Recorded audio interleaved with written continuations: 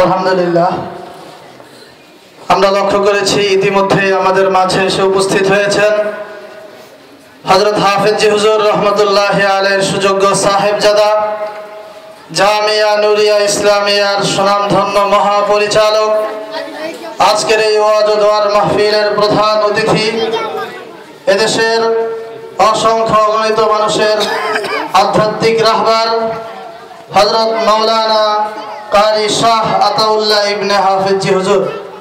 হুজুর এখনই ইনশাআল্লাহ এই আমাদের অত্র এলাকার সকলের প্রিয় প্রতিষ্ঠান ইমদাদুল উলুম আল ইসলামিয়া মাদ্রাসা থেকে চলতি শিক্ষাবর্ষে যারা পবিত্র কোরআনুল কারীমের সূরা ফাতিহা থেকে সূরা নাস পর্যন্ত পূর্ণ কোরআন শরীফ মুখস্থ করেছে, সেই সৌভাগ্যবান হাফেজে কোরআনের মাথায় পাগড়ি পরিধান করিয়ে দেবেন এবং ওই ছাত্রের জন্য, মাদ্রাসার জন্য, সকলের জন্য সংক্ষিপ্তভাবে নসিহতমূলক আলোচনা পেশ করবেন। তাই আমরা ইনশাআল্লাহ এখনই পাগড়ি পর্ব দেখব।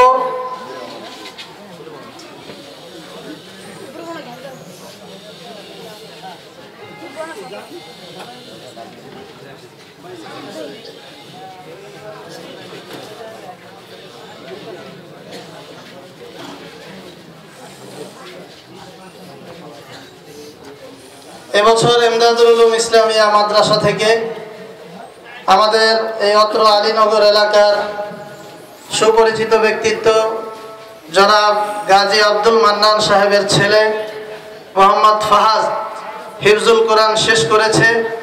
তার হাতে এখন তার মাথায় বরকতময় পাগড়ি পরিধান করিয়ে দিবেন যুগ শ্রেষ্ঠ বুজুর্গ হযরত হাফেজ হুজুর রহমতুল্লাহি আলাইহির ছোট সাহেবজাদা, জামিয়া নুরিয়া ইসলামিয়ার মুহতামিম, আজকের এই ওয়াজ ও দোয়ার মাহফিলের প্রধান অতিথি আমিরে শরিয়াত হযরত মাওলানা কারি শাহ আতাউল্লাহ দামাত বারাকাতুহুমুল আলিয়া।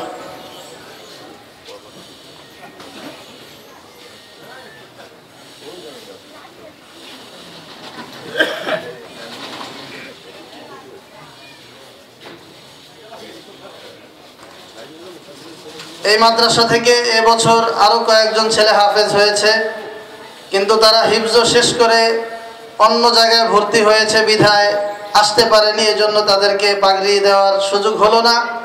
আগামী কোনো প্রোগ্রামে তাদেরকে ইনশাআল্লাহ আপনাদের সামনে উপস্থিত করে পাগড়ি প্রদান করা হবে। আমরা অত্যন্ত আনন্দিত যে অত্র এই নবীনগর এলাকার আমাদের প্রিয় প্রতিষ্ঠান ইমদাদুল উলুম ইসলামিয়া মাদ্রাসার থেকে একজন ছেলে আজকে বরকতময় পাগড়ি লাভ করলো। আমরা সকলেই খুশি না বেজার, কি বলেন?